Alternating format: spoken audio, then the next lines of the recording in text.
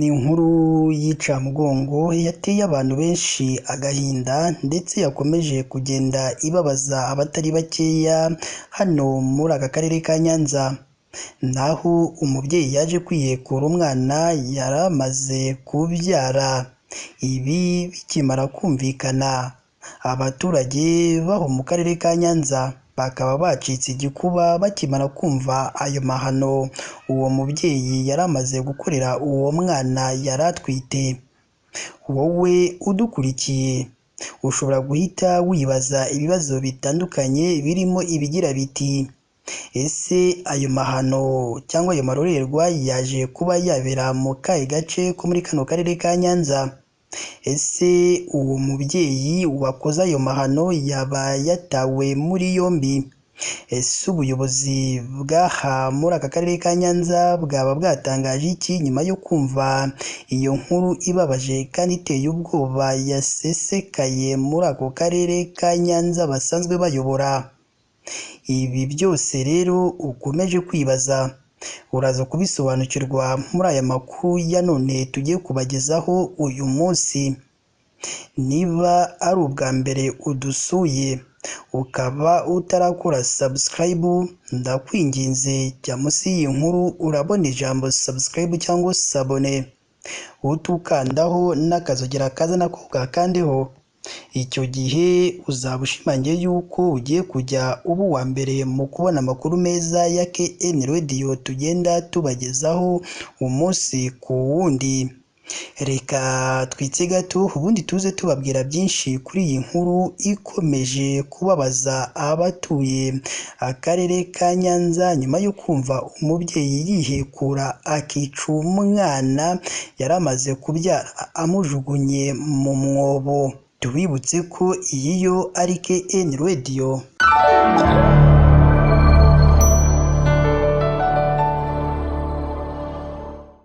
Reka nongere mbaye ikaze bakunzi ba KN Radio, aho tubagezaho amakuru aba arimo aragenda avugirwa mu gihugu cy'u Rwanda ndetse no hanze y'igihugu cy'u Rwanda. Inkuru mbi, inkuru y'icamugongo, inkuru ikomeje kubabaza abaturage bo mu karere ka Nyanza ndetse n'abanyarwanda bose muri rusange. Naho umubyeyi yaje kwihekura umwana yari atwite, yarangiza akamuta mu mwobo wari wegeranye n'aho asanzwe atuye uyu mubyeyi. Ni ibintu byazamuye uburakari bwa bano babyeyi, maze bavuga ko uyu mubyeyi ntahataniye na Yuda wagambaniye Yesu. Ibi rero byaje kubera muri aka karere ka Nyanza, aho hari umugore wari usanganywe abandi bana akurikiranwe gukuramo inda akajugunya uwo mwana yari atwite. Iyi nkuru ikimara kumenyekana yazamuye uburakari bw'abaturage batuye muri aka gace bitewe n'ibyo uyu mubyeyi yari amaze gukorera uyu mwana yari atwite. Iyi nkuru kandi yabereye mu karere ka Nyanza mu murenge wa Busoro mu kagari ka Kimirima mu mudugudu wa Kimirima. Ubwo twamenye amakuru ko umugore witwa Bamire Deborah wari ufite imyaka 34 y'amavuko yagerageje kwihekura akoresheje imiti agakuramo inda. Bikekwa ko yari ifite amezi 8 yonyine, yarangiza gukuramo uwo mwana yari atwite akahita amuta mu ishyamba mu mwobo wari uhari. Ibi bikimara kumenyekana byazamuye amarangamutima ya benshi bibatera agahinda, benshi bibaza impamvu uyu mubyeyi yakoze aya mahano. Gusa ibi byamenyekanye ubwo umugabo bari barashakanye mu buryo butemewe n'amategeko, ariko muri iyi minsi batari bakibana. Yamubazaga amakuru y'inda yari atwite, niko kumubwira ko umwana yamubyaye ariko akamujugunya. Bikekwa ko aya mahano yabaye kuwa 26 Kanama 2024 ahagana saa 11 za mu gitondo, ariko amakuru agatinda gutangwa kuko nyiri gukekwaho icyaha yari yaricecekeye yariturije. Ku bw'amahirwe umwana yakuwemo agihumeka, akaba yajyanwe kwa muganga kugira ngo yitabweho n'abaganga barebe ko yakongera akabaho cyangwa yagarura akuka. Uyu mugore ukekwaho gukora aya mahano akaba yahise atabwa muri yombi n'urwego rw'igihugu rw'ubugenzacyaha RIB mu Rwanda.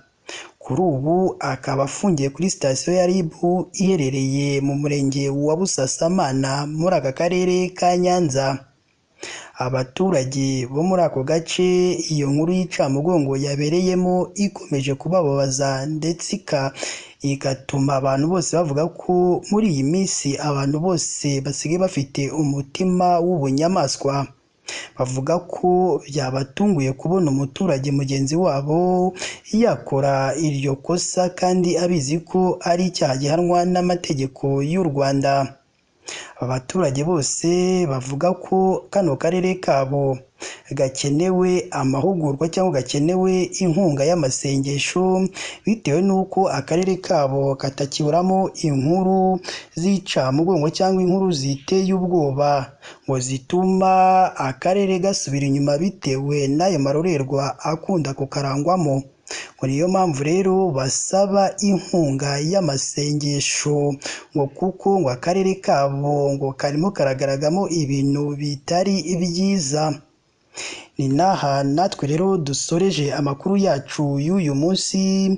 Niba ari ubwa mbere udusuye, jya munsi y'iyi nkuru urabona ijambo subscribe cyangwa sabone, utukandaho n'akazugira kazana ko ntugasige nako ugakandeho. Icyo gihe uzaba ushimangiye yuko ugiye kujya ubona amakuru meza ya KN Radio tugenda tubagezaho umunsi ku wundi. Si ibyo gusa kandi ugomba no kujya ahatangirwa ibitekerezo ukaduha igitekerezo, haba ari igishima ibyo tubakorera ndetse n'ibitunenga aho muvuga ko tutakoze neza tukahakosora. Ibyo nabyo tuba tubikeneye kugira ngo tujye tubagezaho amakuru meza kandi yizewe kandi afatika hano kuri KN Radio. Kandi ikindi twababwira ni uko muba mugomba gufata inkuru yacu cyangwa iyi nkuru mumaze kumva mugahita muyisangiza abandi kugira ngo nabo bumve aho ibintu byiza biherereye. Reka tubifurize gukomeza kugira umunsi mwiza kandi Imana yo mu ijuru ijye ikomeza ibane namwe umunsi ku wundi.